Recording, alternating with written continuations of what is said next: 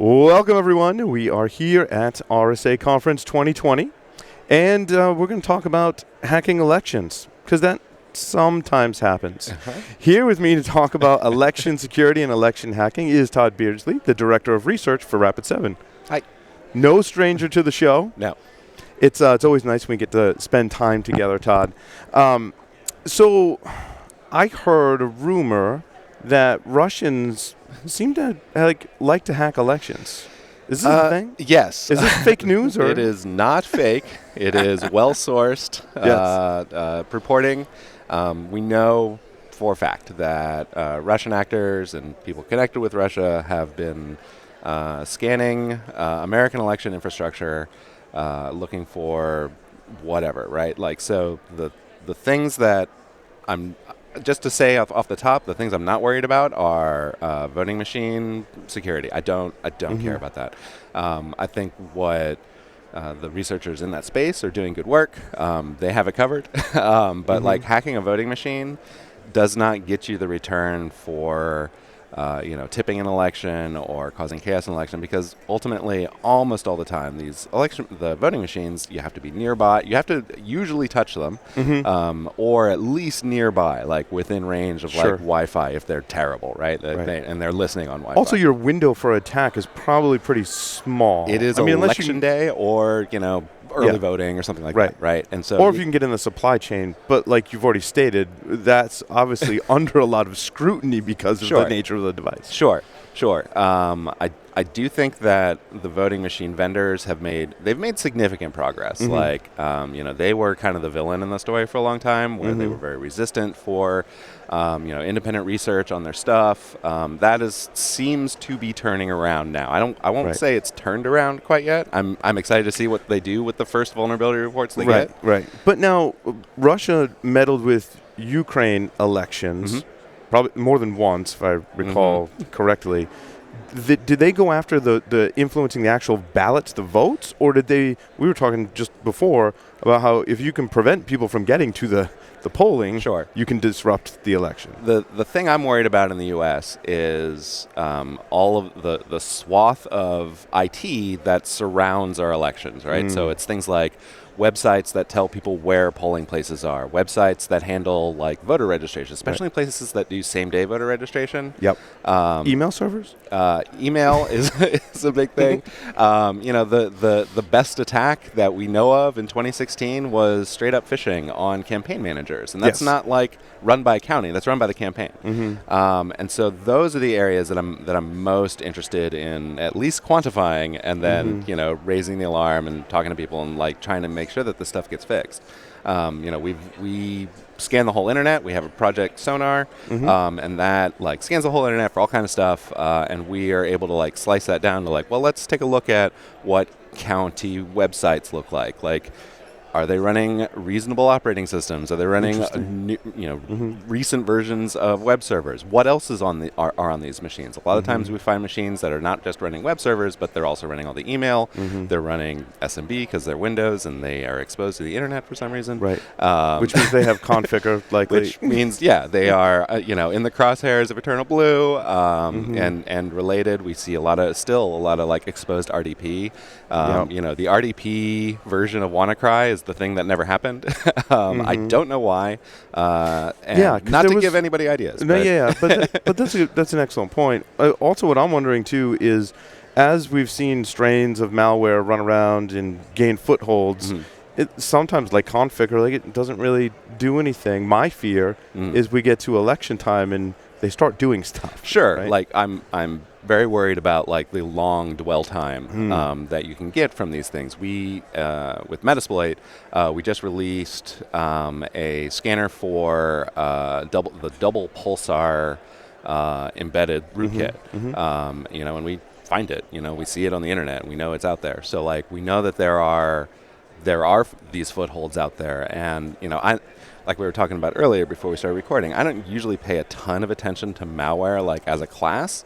I am super interested in Emotet. Emotet, right, is the shiny new hotness of malware, right? It is the hotness of all criminals everywhere.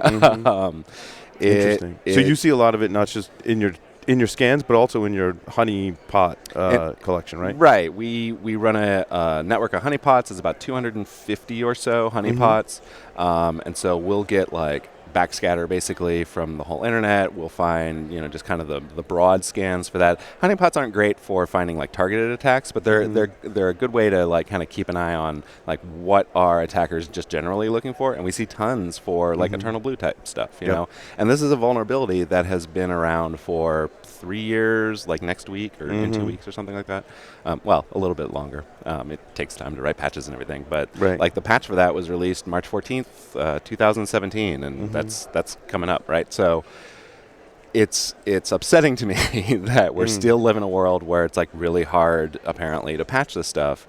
So like the best advice I can give today is like, do some external scanning, also, or don't, we make all the sonar data available to basically anyone. You just have to like, there's a sign up sheet. It's about as close to open source as you can get without actually being open source, because we don't want to like arm up criminals and everything. But if you just say who you are, you go to opendata.rapid7.com, you can come download, all of our scan data and do your own analysis. So. That's awesome. Yep. That's awesome. So I know you're not malware, but what I find interesting, I want to get your take on this, is as we look at election security, and you think about the groups that would go after that, and what type of malware do you think they use? Because I don't necessarily, if I'm going to hack the election, I don't want people to know it's me. So do I borrow malware from someone like an Eternal Blue exploit that like, if you're a nation state, why would you use something so obvious like that? But I would, because I want to throw people off. I feel like there's more of that going on today than before. So like, from what we've seen, there's no disincentive from like having good attribution. So like if the story is Rushing is attacking the elections, and if that is like in the Zeitgeist, then that can have the positive effect for the attacker of like, discrediting elections. It's like, we can't believe the elections because we all know the Russians are hacking it and nothing is true, right? And so that's one tactic. That's a great propaganda technique that Russia's used since the beginning of time, essentially, right? Sure. And they use it in other countries. They use it here. Like, so this is a pretty good tactic so far for them. Like, what I want to we need to do more work in like combating disinformation. The Secretary of State of West Virginia actually has a fantastic slide deck on this. Really? Why it's the Secretary of State of West Virginia, I have no idea, but he's got great staff. Really cool. And he's like, he's like a +20 Trump state, like very, very Republican, and they're worried about it, right? And so I don't think so. To answer your first question, no, it is not fake news. Everyone's taking it seriously. Now, when it comes to actually getting, actually penetrating a system, actually having that foothold, the people in Russia who are doing this like are not dumb. They have things, I'm positive, in their back pocket. Like we hadn't seen like the widespread attacks on RDP that we were expecting last summer through the Blue Keep vulnerability and then later the Deja Blue vulnerability, and they all have such fun names. Right. And we never saw that, but I have every expectation that every intelligence organization worth anything that has put any kind of effort into this already has like good exploits for this and can be using them in a way that's not going to hit our honeypots, right? They're not going to be wide scanning the internet. They'll have very specific targets. Right. And so they're going to download your data rather than absolutely not. Because if I were friendly intelligence organizations are more than welcome to. They can sign up. Foreign intelligence that are less friendly, not so much maybe. But I agree with the sharing like principles, right? That if you're going to know what's open on the internet, and everyone else needs to know that too, right? Defenders and attackers, like, all right, now it's a level playing field, right? Right. And there are way more defenders than there are criminals, right? Like just in the world. It takes a certain kind of person to be a criminal. And as a subset of criminal are like spies, right? And spies are going to spy. But there spies be spying. Right. But there are way more defenders out there that need this, that maybe don't have the capability to like scan the whole internet and house terabytes of data and all of this jazz. So we're happy to make that that available, and that's why we publish everything. Like all of our research reports, like none of them are gated anymore. We used to have like a sign up for that. We don't gate any of that anymore. We have a research report coming up next week the week after RSA. So it'll be like, I think March 5th, we publish a whole new threat report, and it's super rad. It sounds like one of the fundamental things to protect integrity of election or really any system is we really talk about like fundamental patches, like just really applying Windows patches. Patch management, and even backing up from that is just like asset management, knowing what you have on your network that you are responsible for. This is sometimes hard, right? Especially as we're in this brave new world of IoT, and people are coming and going out of networks, and the perimeters are kind of fuzzy. It can be hard to tell, like what you have, but like if you're cache strapped, I can see the appeal of having your 1U device that runs all your things. Right. That is way less expensive than having your separate email server and your separate DNS and your separate web server. But sometimes even cheaper than having it in the cloud, because you get the bill and you're oh wait, I spun that up and forgot about it. Right, we've all done that. Sure. If you're gonna do that though, like you need to you really do have to pay attention to all of the mailing lists for all of your patches, right? And so having that kind of patch discipline, and some of it's on vendors too. We often say, security people always say, just get your patches. Always be patching.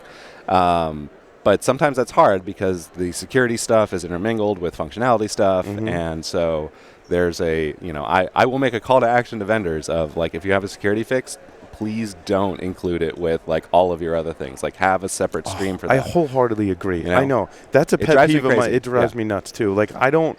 Oh, and Rapid7 is guilty of this too. So I work with them. I mean, we've all been guilty of it, right? And even the software that I write, I'm like, oh, yeah, with this bug fix that fixes a security issue, there's going to be a few more features I'm pushing because, I tested them and then they break stuff. So it's just like a natural course of software. But I think I agree that security patches must be independent. It's incumbent on the vendor to make it as cheap and easy as possible to at least get the security stuff. I understand that vendors you're always going to be innovating and updating and doing new things because time marches on.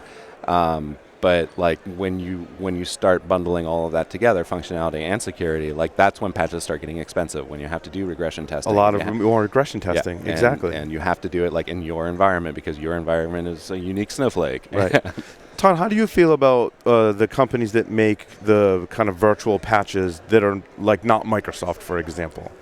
I think that those patches tend to be very focused, right? They are focused down to this is the security issue I want to fix and only that security issue. So in that respect, they are like a paragon of security patching. Now, the people who are making them may not know the underlying system as well. Dependencies can kill you, right? Right, and especially if you're talking about patching a driver that has other interactions that also hangs out in kernel space, that can be tricky. Can you say blue screen? Yeah, yeah, exactly. This is why I never want to write exploits for kernel bugs because they're real tricky. But if you know how kernel memory management works, and you're one of the 20 people on Earth that do that, it's true. It is true. Then you can write your exploits in your patches, that hang out in kernel space. But that would be my only worry. So you still have to do your regular regression testing, but you are pretty guaranteed to not get new functionality that way. Right. So. Yeah, so I mean, it is a trade-off, right? It's a little bit of a trade-off. I would rather bring that in-house. Yeah, they should all get acquired by the vendors that they're patching. Yeah, but also I think the other issue too is that we get held back on software in patches because you stand up a Windows box like your 1U and it's got all this functionality, but there's that one vendor that goes, oh no, you can't install that patch because it breaks my software, right? So we're in this constant kind of cat and mouse game. I would argue that software is broken.